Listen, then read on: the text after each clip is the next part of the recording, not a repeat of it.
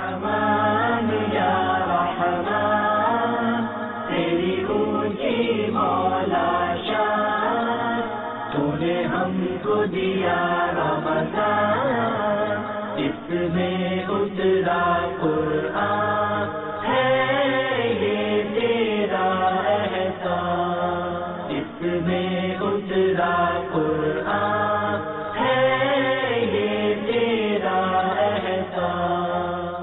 الحمدللہ رب العالمین والصلاة والسلام علی سید المرسلین، اما بعد فاعوذ باللہ من الشیطان الرجیم، بسم اللہ الرحمن الرحیم۔ الصلاة والسلام علیک یا رسول اللہ وعلی آلک واصحابک یا حبیب اللہ، الصلاة والسلام علیک یا نبی اللہ وعلی آلک واصحابک یا نور اللہ۔ مدنی چینل کے ناظرین، سلسلہ میرے رب کا کلام لیے حاضر ہیں۔ سرکار مدینہ صلی اللہ تعالی علیہ وآلہ وسلم نے ارشاد فرمایا، تم میں سے جو کوئی مجھ پر ایک بار درود پاک پڑھتا ہے، اللہ تعالیٰ اس پر 10 رحمتیں نازل فرماتا ہے، اس کے 10 گناہوں کو معاف فرماتا ہے، اس کے 10 درجات بلند فرماتا ہے۔ صلو علی الحبیب صلی اللہ تعالی علی محمد۔ ایک مرتبہ حضرت امام اعظم امام ابو حنیفہ رحمۃ اللہ تعالی علیہ کے پاس امام محمد رحمۃ اللہ تعالی علیہ علم سیکھنے کے لیے حاضر ہوئے۔ آپ بہت خوبصورت تھے، اور تو آپ نے امام محمد رحمۃ اللہ تعالی علیہ سے ارشاد فرمایا کہ بیٹا جاؤ، پہلے قرآن حفظ کر آ جاؤ۔ تو تھا کہ یہ تھوڑا وقت لگے گا تو عمر بھی بڑی ہو جائے گی، ایک پوزیشن بہتر ہو جائے گی۔ آپ 7 دن کے بعد واپس آ گئے امام محمد رحمۃ اللہ تعالی علیہ، اور فرمایا مجھے سیکھنا ہے، آپ سے پڑھنا ہے۔ تو ارشاد فرمایا کہ بیٹا میں نے کہا تھا نا کہ آپ قرآن پاک حفظ کر کے آ جاؤ۔ کہا میں نے قرآن پاک حفظ کر لیا 7 دن میں، 1 ہفتے میں قرآن پاک حفظ کر لیا۔ یہ اللہ تبارک و تعالیٰ کا ایسا کلام ہے میٹھے میٹھے اسلامی بھائیوں، اور اس کے ایسے واقعات ہیں۔ ماں کے پیٹ میں قرآن حفظ کر لیا، جی ہاں، 1 مہینے میں قرآن حفظ کر لیا، اتنے سال میں قرآن حفظ کر لیا، بہت کم وقت میں قرآن حفظ کرنے کے۔ اب بھی الحمدللہ ایسے مدرسۃ المدینہ جو ہے مدنی منوں کے، اس میں بڑے عجیب و غریب واقعات ہوتے ہیں۔ ایک عقل کام نہیں کرتی کہ اتنے دنوں میں ایک منا قرآن پاک کیسے حفظ کر سکتا ہے، مگر یہ قرآن کریم کا اعزاز ہے، یہ قرآن کریم کا بڑا یہ اس کی خصوصیت ہے کہ اللہ تبارک و تعالیٰ نے اس کا یاد کرنا سرکار صلی اللہ تعالی علیہ وسلم کی امت پر آسان فرما دیا ہے۔ یاد کرنا، ہم دیکھتے ہیں نا ہمارے بچے قرآن حفظ کر لیتے ہیں، ورنہ دنیا کی کون سی کتاب ہے جو اول تا آخر مین و عین پوری کی پوری درست یاد ہو جائے؟ یہ صرف ہمارے رب کا کلام ہے، ہمارے رب کا کلام ہے، ہمارے رب کا کلام ہے، تو یاد ہو جاتا ہے۔ اللہ تعالی ہمیں بھی قرآن کریم سے بے پناہ محبت عطا فرمائے۔ صلو علی الحبیب صلی اللہ تعالی علی محمد۔ آج جو آپ کو رموز اوقاف میں سے جو دکھانا ہے، وقفہ کہلاتا ہے اور لام الف کہلاتا ہے، تو آئیے اس کے متعلق تھوڑا سنتے ہیں۔ صلو علی الحبیب صلی اللہ تعالی علی محمد۔ یہ وقفہ کہلاتا ہے، یہ بھی سکتے کی علامت ہے، البتہ یہاں ما قبل دونوں علامات یعنی سین یا سکتہ جو اس سے پہلے آپ کو دکھایا گیا تھا کی نسبت زیادہ ٹھہرنا چاہیے اور سانس بھی نہ ٹوٹے۔ سکتہ اور وقفہ میں یہی فرق ہے کہ سکتے میں کم اور وقفے میں زیادہ ٹھہرا جاتا ہے۔ یہ علامت قرآن کریم میں آپ کہاں دیکھیں گے؟ اس کو بھی آئیے آپ کو ہم اسکرین پر دکھاتے ہیں۔ صلو علی الحبیب صلی اللہ تعالی علی محمد۔ یہ آپ دیکھیے، یہ آیا، یہ وقفہ، تو یہ بھی سکتے کی علامت ہے، البتہ یہاں ما قبل دونوں علامت، اس سے پہلے ہم نے بتائی تھی سین اور سکتہ اس کے نسبت زیادہ ٹھہرنا چاہیے اور سانس بھی نہ ٹوٹے. تو یہ علامت ذہن نشین رہے.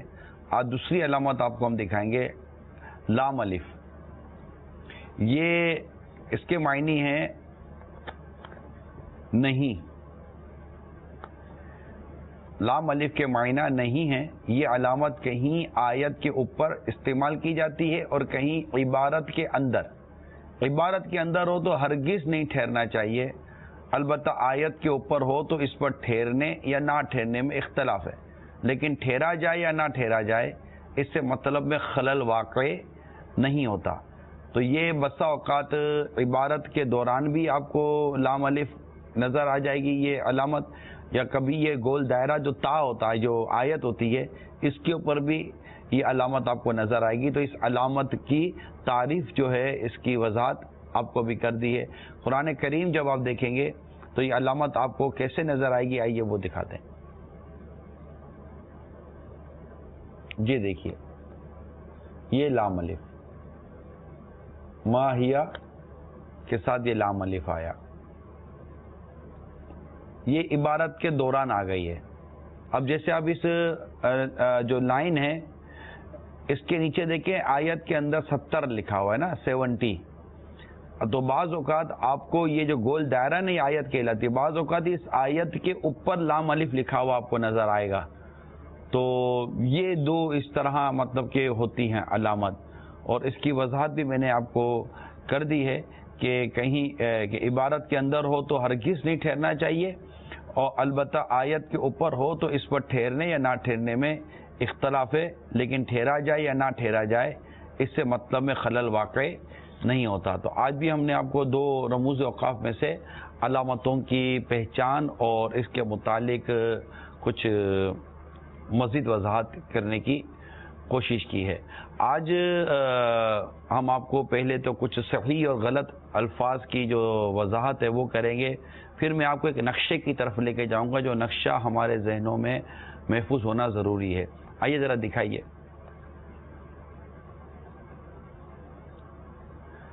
یہ ہے قل. میری التجا یہ ہے جو بھی مدنی چینل پر عاشقان رسول جمع ہیں, اگر ہو سکے تو میں جو کہتا جاؤں نا آپ بعض الفاظ دہراتے رہیں تو آپ کو اس کا اندازہ ہو جائے گا, اور گھر والوں کو بھی کہیں گے ٹھیک ہے مل کر پڑھو. کوئی اب آپ تو گھر کے اندر بیٹھے ہوئے ہیں نا, کون سا مطلب کہ اس وقت مدرسے کے اندر ہیں, تو گھر کے اندر ہیں تو آپ اس کو دہرا سکتے ہیں. یہ کہیے قل, موٹے قاف کے ساتھ پڑھیے قل. اوپر جو لکھا ہے اس کو تھوڑا بلنگ کریں. قل کہہ دے, یہ صحیح ہے, ہاں میں اس کا کہہ رہا ہوں قل. یہ سورہ اخلاص میں آپ پڑھتے ہیں قل هو اللہ احد.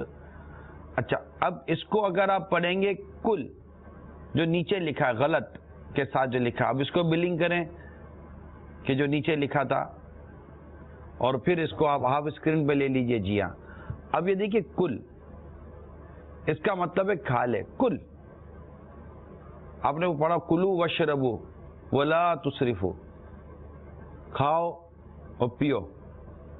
تو کل اس کا مطلب کھا لے, اور قل اس کا مطلب کہہ دو. یہ ایک اور اب آپ کو قل هو اللہ احد, تم فرماؤ وہ اللہ ایک ہے. کلو وشربو کھاؤ اور پیو. تو یہ انشاءاللہ اس کے علاوہ میں آپ کو ایک اور بھی بتاؤں گا. تو دیکھیں یہ قل کا استعمال موٹے قاف کے ساتھ سورہ اخلاص کے ساتھ ہوا, اور ڈنڈی والے کاف کے ساتھ یہ ایک اور آیت کریمہ میں اس کا استعمال ہوا. اب دوبارہ دکھائیے وہ قل شریف والا قل اور کلو. اب آپ میٹھے میٹھے اسلام بھائی غور کریں کہ تم فرماؤ اللہ ایک ہے. اگر یہاں مراد ہے تم فرماؤ کہہ دو, اب ہم پڑھیں کل تو کھا لے, معنی کتنے بدل جائیں گے.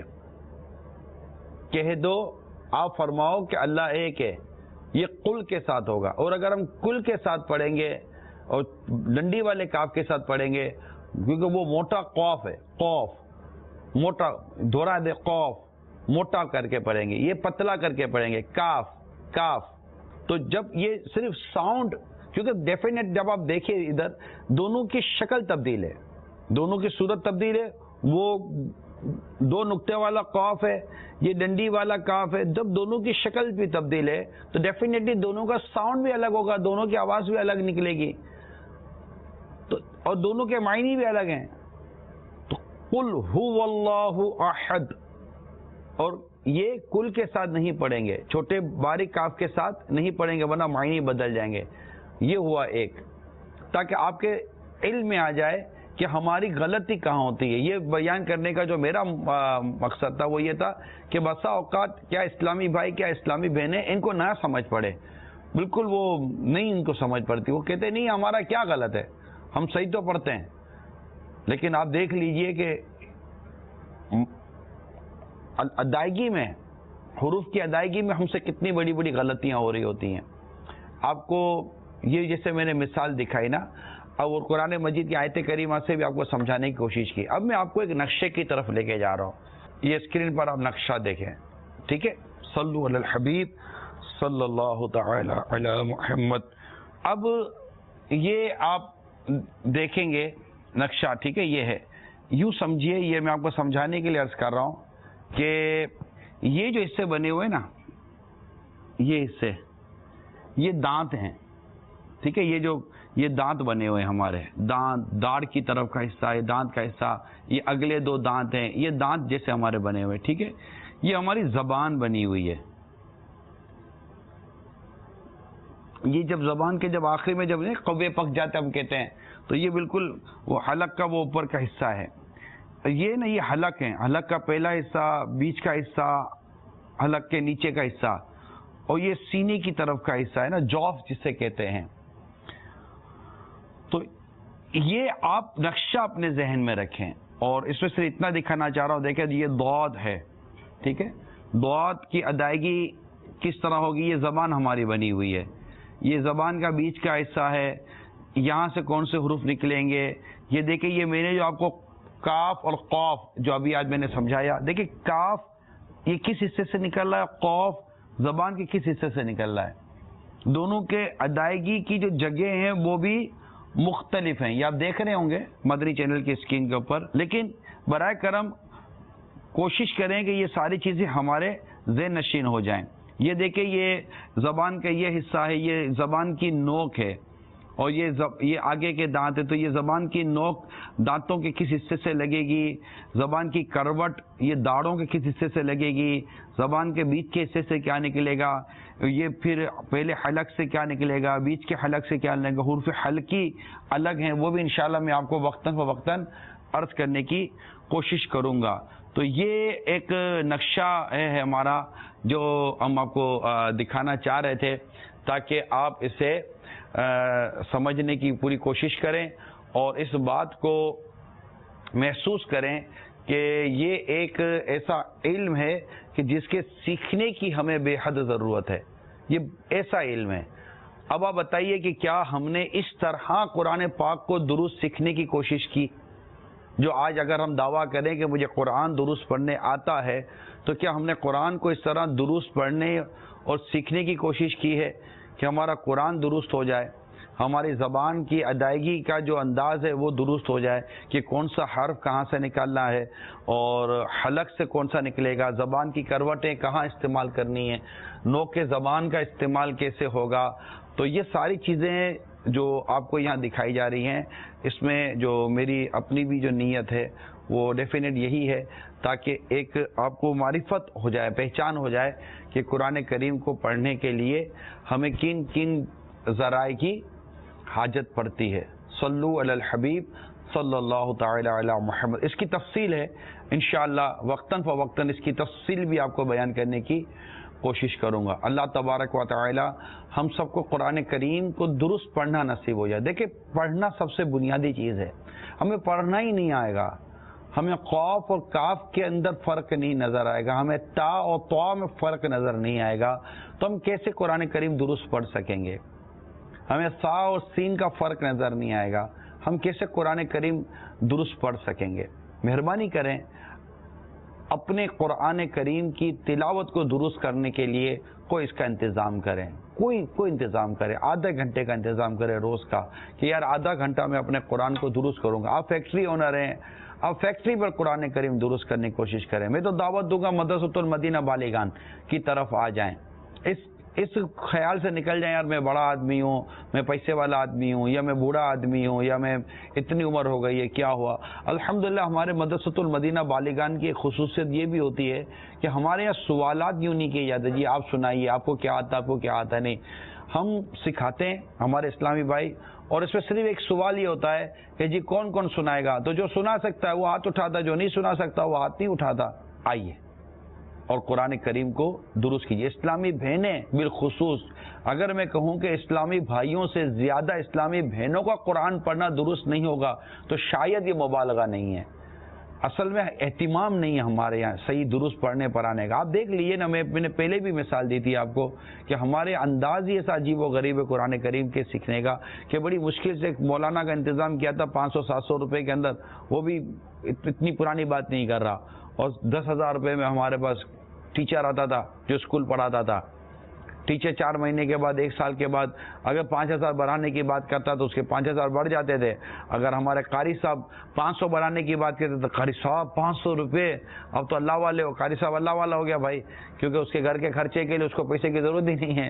اس کا بچہ بیمار ہوگا تو ہوا کھا لے گا، امیر کا بچہ بیمار ہوگا یا سر کا بچہ بیمار ہوگا تو اس کو دوا چاہیے ہوگی۔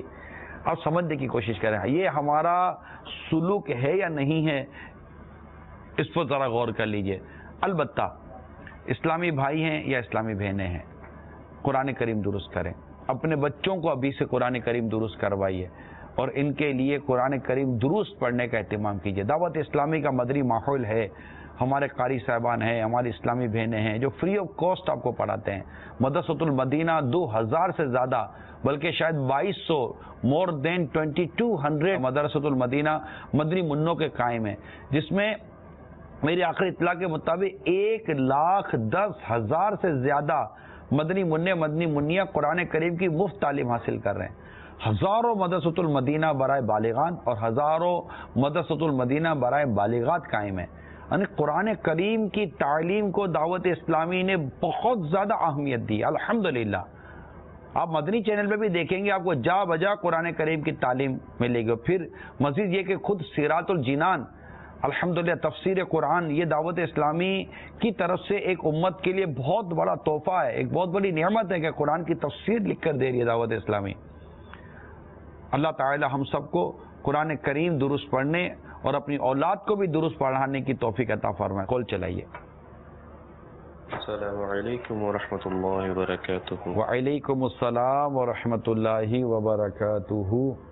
میٹھے میٹھے نگران شورا کی بارگاہ میں گزارش یہ ہے، حضور والا کہ جیسے گاؤں دیہاتوں میں عورتیں وغیرہ وہاں پہ قرآن پاک پڑھاتی ہیں بچوں کو، مگر ان کے اپنے تلفظ وغیرہ صحیح نہیں ہوتے، ان کو لاکھ سمجھانے کے باوجود بھی ان کو اس تجوید کی سمجھ نہیں آتی کہ ہوتی کیا چیز ہے۔ حالانکہ اگر ان کے سامنے اگر صحیح علماء کرام کی تلاوت وغیرہ لگائی جائے تو بھی ان کو فرق محسوس نہیں ہوتا، اور نہ ہی وہ حا اور قوف وغیرہ میں کوئی فرق محسوس کر پاتی ہیں، اور لاکھ سمجھانے کے باوجود وہ یہی کہتی ہیں کہ ہم بھی ایسے ہی پڑھتے ہیں، اور ان کو وقف اور وصل وغیرہ میں کچھ فرق محسوس نہیں ہوتا۔ تو آپ سے گزارش ہے برائے مدینہ ان کو مخاطب کر کے ذرا کچھ مدنی پھول ارشاد فرما دیجیے۔ یہ صرف گاؤں دیہاتوں کا پرابلم نہیں ہے، یہ شہروں کا بھی مسئلہ ہے۔ ہم نے بھی بچپن سے اس انداز کو دیکھا ہے، اور یہ مطلب کہ وہ پڑھانے آتی تھی، ان کے مخارج درست نہیں ہوتے تھے، ان کو پڑھنا ہی نہیں آتا تھا، اور یہ پیسے لے کر پڑھاتی تھی گھروں پہ جا کر، اور اس طرح کئی ہزاروں میں شاید ہو سکتا ہے کہ اس طرح ان سے پڑھے ہوئے لوگ ہوں گے، مگر جن کا قرآن نہ ان کا درست تھا، نہ ہو سکتا ہے کہ ان کا بھی درست نہ ہو۔ تو گاؤں دیہاتوں میں بھی یہ حال ہے۔ اب پرابلم یہ کہ پتہ نہیں گاؤں دیہاتوں میں مدنی چینل دیکھا بھی جا رہا ہے نہیں دیکھا جا رہا۔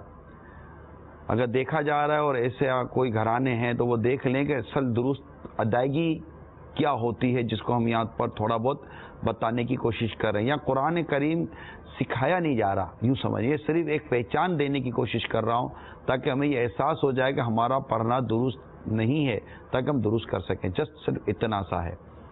اور یہ کہ اس میں تو میری تمام مبلغین جو دعوت اسلامی کے دنیا بھر میں ہیں ان سے مدنی التجا ہے کہ آپ مدنی قافلوں میں سفر کریں اور ان گاؤں و دیہاتوں میں مدرسۃ المدینہ بالغان قائم کریں. اس کے لیے بہت تحریک چلائی ہے ہم نے بھی اور اس کی کوششیں جاری ہیں. صرف باب الاسلام سندھ کا میں نے تھوڑا سا معلومات کی تھی تو پتہ چلا 25,000 چھوٹے چھوٹے گاؤں ہیں, 50-50 100 فیملیز یہاں رہتی ہیں, گھر رہتے ہیں ان میں. اس سے تو پتہ نہیں کتنے ہوں گے. پنجاب تو ویسے ہی گاؤں دیہاتوں سے بھرا ہوا ہے. اسی طرح کے پی کی طرف چلے جائیں تو بلوچستان کی طرف چلے جائیں, کشمیر کی طرف جائیں, پھر آگے جائیں گے تو گلگت بلتستان کی طرف جائیں گے, پھر ہند میں جائیں تو الگ ہے, بنگلہ دیش میں جائیں تو الگ ہے. یعنی مجھے اپنی اور ساری دنیا کے لوگوں کی اصلاح کی کوشش کرنی ہے. میں نے آپ کو ایک بڑا دلخراش واقعہ سنایا ہوگا, آپ کو یاد ہوگا. فرانس میری حاضری تھی یہ مدنی کاموں کے حوالے سے. فرانس میں اجتماع تھا, ماشاءاللہ اچھا اجتماع کیا ہمارے فرانس کے اسلامی بھائیوں نے. اس کے بعد ہم کھانے پر بیٹھے ہوئے تھے اور اچھے خاصے عاشقان رسول جمع ہوئے تھے. تو میرے ساتھ دسترخوان پر کچھ اس طرف سیدیات کی طرف کچھ عربی اسلامی بھائی بیٹھے تھے نا, وہاں کے عرب تھے جو 2 سال 3 سال 1.5-2 سال سے وہاں پر آباد تھے. جب میں نے ان عربیوں سے بات چیت کی تو وہ بہت ٹوٹی پھوٹی سی ایک عربی بیان کر رہے تھے. انگلش زیادہ بہتر طریقے سے بول رہے تھے, ورنہ فرینچ ان کو بہت اچھی آتی تھی. تو ان سے بات چیت کے دوران پتہ چلا کہ یہ نسلاً عربی تھے, ان کے آبا و اجداد عربی تھے جو فرانس میں یہ سیٹلڈ ہو گئے. لیکن اس وقت ان کے کہنے کے مطابق فرانس میں موجود ایک عربیوں کی تعداد ہے, نوجوان جسموں کو میں اسپیشلی دوں گا, کہ جو دیکھ کر قرآن نہیں پڑھ پا رہے. جی ہاں, نسلاً عربی ہیں, اصلاً نسلاً عربی, لیکن دیکھ کر قرآن نہیں پڑھ پا رہے. قرآن پڑھنا چھوڑ دیا ہوگا اور کیا اس کا معنی لیں گے. تو یہ ایک اتنی ڈیٹیل ہے, اس کو اللہ کرے کہ کوئی کسی کے سینے میں دل یہ امت کی خدمت کے درد سے لبریز ہو, وہ دیکھے کہ یار ہم نے دین کے لیے کیا کیا, ہم نے قرآن کی خدمت کے لیے کیا کیا. میں تو کئیوں کو عرض کرتا رہتا ہوں کہ برائے کرم قرآن کی خدمت کے لیے خود کو وقف کر دو. یعنی قرآن جب اپنے پڑھنے والے کی شفاعت فرمائے گا تو جس نے اپنی زندگی قرآن کی خدمت, قرآن کی تعلیم کو عام کرنے, قرآن کو سمجھنے اور سمجھانے کے لیے وقف کر دی ہوگی, درست طریقے پر, غلط طریقے پر نہیں, درست طریقے پر, تو اس کو اللہ تعالیٰ کی رحمت سے کس قدر انعام اور اکرام سے نوازا جائے گا. کبھی آپ نے غور کیا ہے؟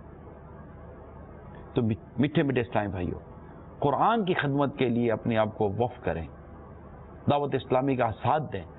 گاؤں دیہاتوں میں جا جا کر مدرسۃ المدینہ بالغان کھولنے پڑیں گے. نگران, ذمہ داران, میں کہتا رہتا ہوں, ہمارے مدنی مشورے ہوتے رہتے ہیں, ہمارے کئی نگران کہتے رہتے ہیں کہ کوشش کریں اسلامی بہنیں مدرسۃ المدینہ بالغات پڑھانے والی درست ہونی چاہیے تاکہ ہمیں ثواب ملے. جو درست پڑھانا نہیں جانتی یا درست پڑھانا نہیں جانتے, نہ ان اسلامی بھائیوں کو پڑھانے کی اجازت ہے, نہ ان اسلامی بہنوں کو پڑھانے کی اجازت ہے. الحمدللہ ہمارے تو آن لائن ٹیسٹ کا نظام ہے. قاری صاحبان کے آن لائن ٹیسٹ ہوتے ہیں جو ملک سے باہر ہوتے ہیں. بہت الحمدللہ آپ دعوت اسلامی کو اندر آ کر دیکھیں, قرآن کریم کی خدمت میں دعوت اسلامی اپنا ایک حصہ ملا رہی ہے, اور ہزاروں کی تعداد میں ہم کہہ سکتے ہیں کہ دعوت اسلامی کے قاری اسلامی بھائی ہیں جو قرآن کی تعلیم کو عام کر رہے ہیں. ایک اور کال چلائیے, پھر چلتے ہیں شان نزول کی طرف. آج بہت خوبصورت شان نزول ہے آپ کے لیے. السلام علیکم ورحمۃ اللہ وبرکاتہ. وعلیکم السلام ورحمۃ اللہ وبرکاتہ. محمد شہزاد اطاری ضیا کوٹ. عمران بھائی, یہ جو ابھی آپ نے نقشہ بتا کر آپ نے کافی اس کی ماشاء اللہ آسان لفظوں میں کوشش کی ہے کہ تشریح کرنے کی کہ سب کو سمجھ آ جائے. تو عمران بھائی, اگر ایک انسان کوشش کرتا رہے اور ادائیگی کرنے کی بھرپور کوشش, قرآن پڑھنے کی, آیات پڑھنے کی, حدیث میں جو الفاظ ہیں ان میں جو ایسے الفاظ آ جائیں عربی کے, تو اگر کوشش ہی میں لگا رہے لیکن ادائیگی بھی اس کی ٹھیک رہے, تو کیا ایسی صورت میں اس کا یعنی قابل قبول ہے, یا وہ مکمل سیکھے تو تب ہی اس کی وہ درس یا مدرسۃ المدینہ بالغان میں وہ پڑھائے؟ اس کے بارے میں کچھ مدنی پھول ارشاد فرما دیجیے. دیکھیں, پڑھائے تو وہی جس کا پڑھانا درست ہو, مکمل درست ہو. ایک تو وہ پڑھائے. رہی بات درس دینے کی, تو جہاں پر اس طرح کی قرآنی آیات یا عربی عبارات آئیں تو درس میں اس کو نہ پڑھے، اگر اس کو پڑھنے پر قدرت نہیں ہے یا وہ درست نہیں پڑھ پاتا نہ پڑھے، زمانہ کوشش میں رہے، سیکھتا رہے۔ دیکھیے ہمیں نہ سائیکل چلانے آتی تھی، نہ موٹر سائیکل چلانے آتی تھی، نہ کار چلانے آتی تھی، ہم نے سیکھا، ہمیں آ گئی۔ ہمیں بولنا نہیں آتا تھا، ہمیں بولنا آ گیا۔ ہمیں کپڑے پہننے نہیں آتا تھا، ہمیں کپڑے پہننے آ گئے۔ ہمیں امامہ شریف باندھنے نہیں آتا تھا، ہمیں امامہ شریف باندھنے بھی آ گیا۔ آپ کو یاد ہوگا ہمیں برش کرنے نہیں آتا تھا، پیسٹ کرنے نہیں آتا تھا، گھر والے ہاتھ سے کرواتے تھے۔ آج ہم نے برش اور پیسٹ کرنا بھی سیکھ لیا، مسواک کرنا آ گئی۔ الحمدللہ بہت سارے کام دنیا اور کے ہم نے سیکھ لی ہیں۔ سیکھیں، کوشش پوری کریں۔ ہم جو بعض اوقات نہیں سیکھ پاتے نا، حقیقت یہ کہ ہماری کوششیں ناقص ہوتی ہیں، پوری کوششیں نہیں ہوتی، جس کی وجہ سے ہم نہیں سیکھ پاتے۔ آئیے دیکھتے ہیں شان نزول۔ اس میں اترا قرآن ہے یہ تیرا احسان۔ صلو علی الحبیب صلی اللہ تعالی علی محمد۔ آج بڑا محبت بھرا شان نزول ہے۔ آج یہ حضرت اوس بن صامت رضی اللہ تعالی عنہ نے کسی بات پر اپنی زوجہ حضرت خولہ بنت ثعلبہ رضی اللہ تعالی عنہ سے کہا، تو مجھ پر میری ماں کی پشت کی مثل ہے۔ یہ کہنے کے بعد حضرت اوس کو ندامت ہوئی۔ یہ کلمہ زمانہ جاہلیت میں طلاق شمار کیا جاتا تھا۔ حضرت اوس رضی اللہ تعالی عنہ نے اپنی زوجہ سے کہا کہ میرے خیال میں تو تم مجھ پر حرام ہو گئی ہو۔ خولہ رضی اللہ تعالی عنہ سرکار صلی اللہ تعالی علیہ وسلم کی خدمت میں حاضر ہوئی، تمام واقعہ ذکر کیا، عرض کی یا رسول اللہ صلی اللہ تعالی علیہ وآلہ وسلم میرا مال ختم ہو چکا۔ بڑی توجہ سے سنیے گا۔ اور کیا عرض کرتی ہیں یا رسول اللہ؟ اب آپ غور کیجئے کہ عمر بھی بڑی تھی حضرت اوس بن صامت رضی اللہ تعالی عنہ کی، ایک عرصہ ہو گیا تھا دونوں کو ساتھ، اور اب یہ واقعہ ہو گیا، اور اس کے بعد ان کو بھی ندامت تھی کہ یہ کیا ہو گیا۔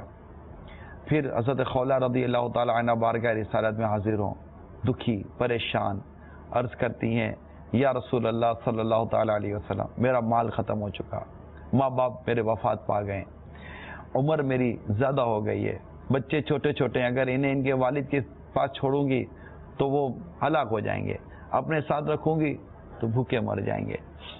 اب ایسی کوئی صورت میرے لیے اور میرے شوہر کے لیے عطا ہو جائے کہ ہمارے درمیان جدائی نہ ہو۔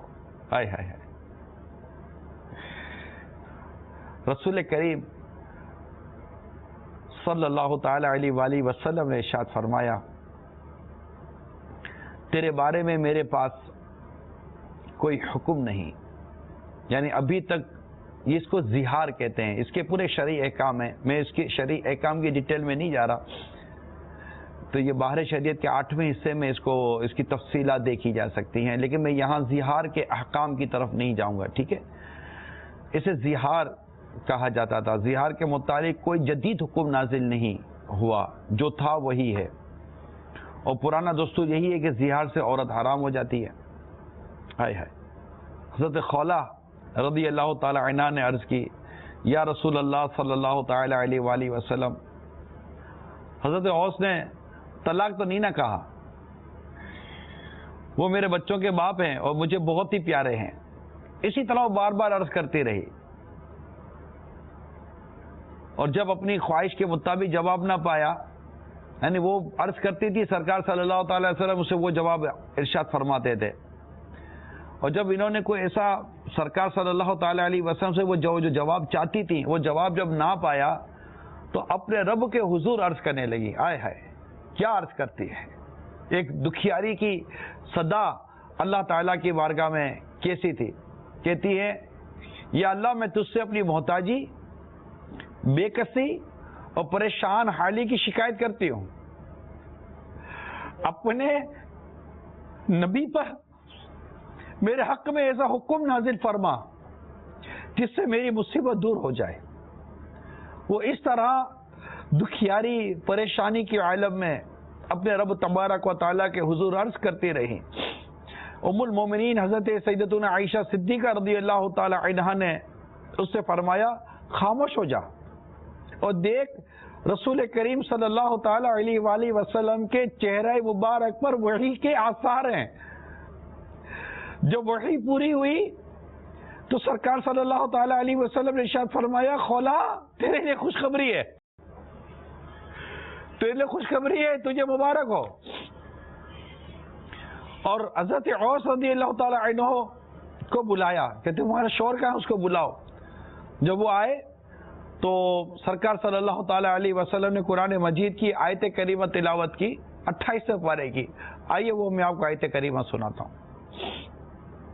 بسم اللہ الرحمن الرحیم قد سمع اللہ قول التي تجادلك في زوجها وتشتكي إلى الله والله يسمع تحاوركما إن الله سميع بصير. بے شک اللہ نے سنی اس کی بات جو تم سے اپنے شوہر کے معاملے میں بحث کرتی ہے اور اللہ سے شکایت کرتی ہے، اور اللہ تم دونوں کی گفتگو سن رہا ہے. بے شک اللہ سنتا دیکھتا ہے. صلو علی الحبیب صلی اللہ تعالی علی محمد. کتنی خوبصورت آیت ہے. آپ تھوڑا سا تصور کریں کہ ایک دکھیاری عورت بارگاہ رسالت میں حاضر ہوتی ہے، اپنے دکھوں کو بیان کرتی ہے. سرکار صلی اللہ تعالی علیہ وسلم کتنی پیاری بات فرماتے ہیں کہ جو حکم تھا وہی ہے، میرے پاس تیرے لیے کوئی نیا حکم نہیں ہے. کتنی خوبصورت بات ہے. اور وہ بار بار عرض کر رہی ہے، سرکار صلی اللہ تعالی علیہ وسلم سے بار بار وہی ارشاد فرما رہے ہیں، مگر اس نے اللہ کی بارگاہ میں پھر عرض کی یا اللہ. اور قرآن پاک خود کہہ رہا ہے، اللہ تعالیٰ خود فرما رہا ہے کہ اور اللہ سے شکایت کرتی ہے. یہ شکایت وہ نہیں ہے جو مذموم ہے.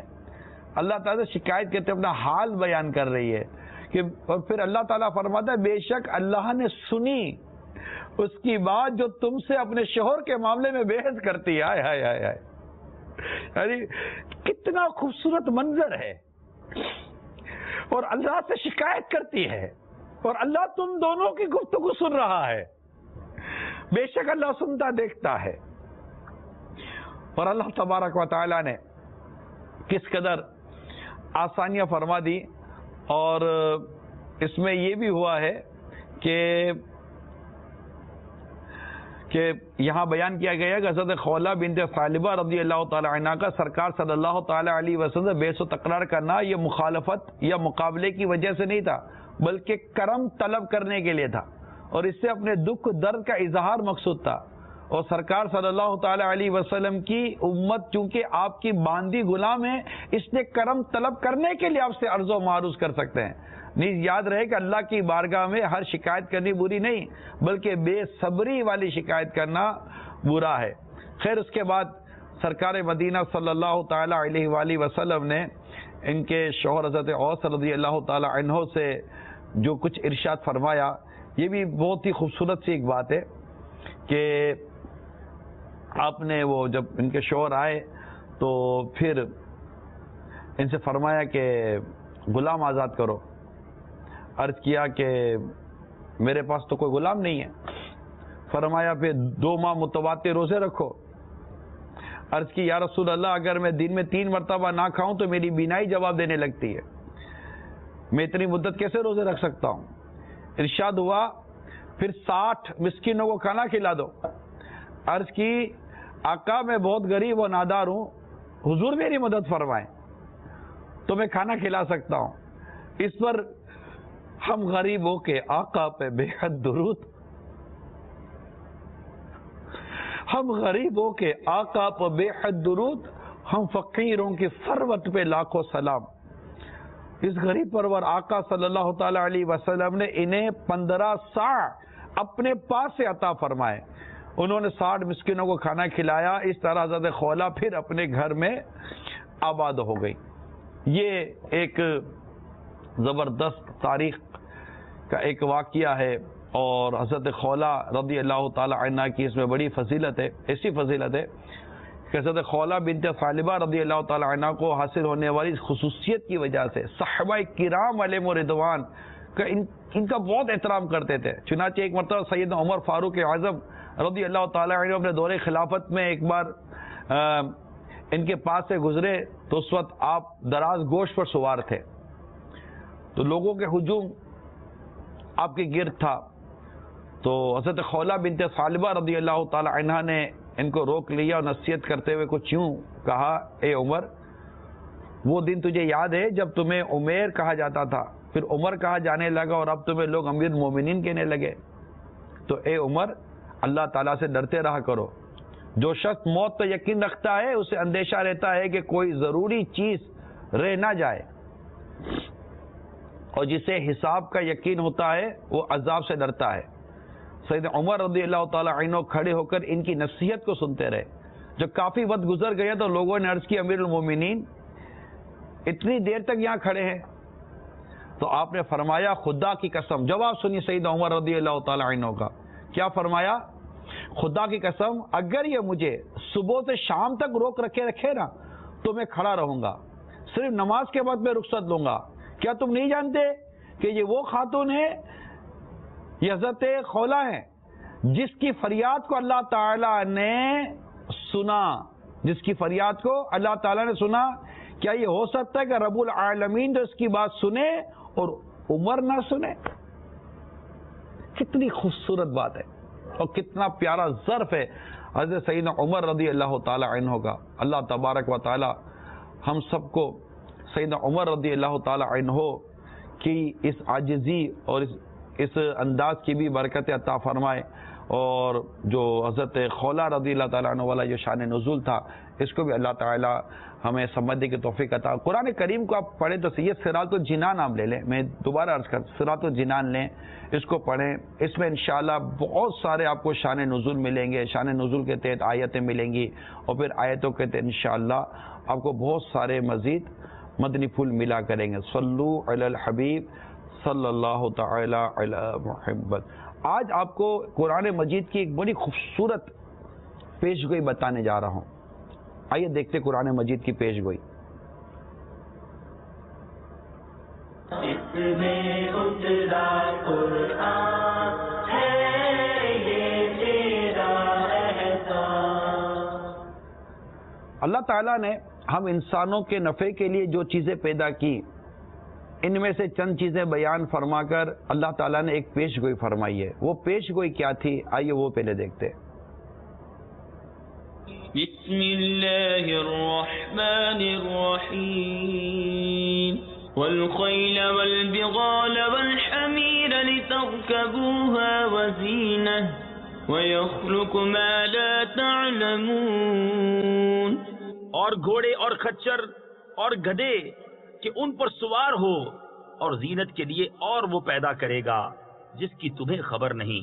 جی ہاں، وَيَخْلُقُ مَا لَا تَعْلَمُونَ، اس پر غور کیجئے گا. اور گھوڑے اور خچر اور گدھے کہ ان پر سوار ہو زینت کے لیے، اور وہ پیدا کرے گا جس کی تمہیں خبر نہیں. یعنی یہاں پر جو تفسیر میں بیان کیا گیا، یعنی اللہ تعالیٰ نے گھوڑے، خچر، گدھے بھی تمہارے نفع کے لیے پیدا کیے تاکہ تم ان پر سواری کرو، اور ان میں تمہارے لیے سواری اور دیگر فوائد ہیں. ان کے ساتھ ساتھ یہ تمہارے لیے زینت ہیں. اور جانوروں کی جو اقسام تمہارے سامنے بیان کی گئی، ان کے علاوہ ابھی مزید ایسی عجیب و غریب چیزیں اللہ تعالیٰ پیدا کرے گا جن کی حقیقت و پیدائش کی کیفیت کا تمہیں علم نہیں، جو تم نہیں جانتے. اس پیش گوئی میں وہ تمام چیزیں آ گئیں. یہ بڑی خوبصورت بات بیان کرنے جا رہا ہوں. اس پیش گوئی میں وہ تمام چیزیں آ گئیں جو آدمی کے فائدے، راحت اور آرام اور آسائش کے کام آتی ہیں، اور وہ اس وقت تک موجود نہیں ہوئی تھی، لیکن اللہ تعالیٰ ان کو آئندہ پیدا کرنا منظور تھا.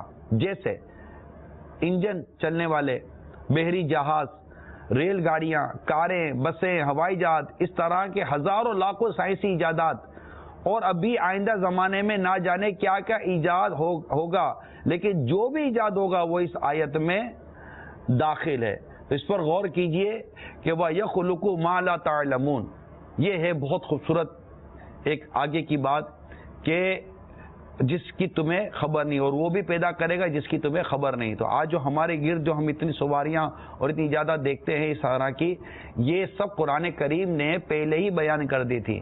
اب یہ کہ یہ اللہ تبارک و تعالیٰ نے اپنے بندوں کو عقل دی، شعور دیا، صلاحیت دی، طاقت دی، تو انہوں نے بندوں کے فائدے کے لیے یہ چیزیں بنا لی. اصل تو طاقت، عقل اور صلاحیت دینا تو اللہ تعالیٰ کی قدرت میں ہے نا.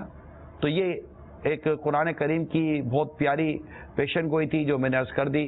اللہ تعالیٰ ہم سب کو قرآن کریم کو درست پڑھنے، سمجھنے اور عمل کرنے کی توفیق عطا فرمائے. رحمان یا رحمان تیری اونچی مولا شان، تو نے ہم کو دیا رمضان، اس میں اترا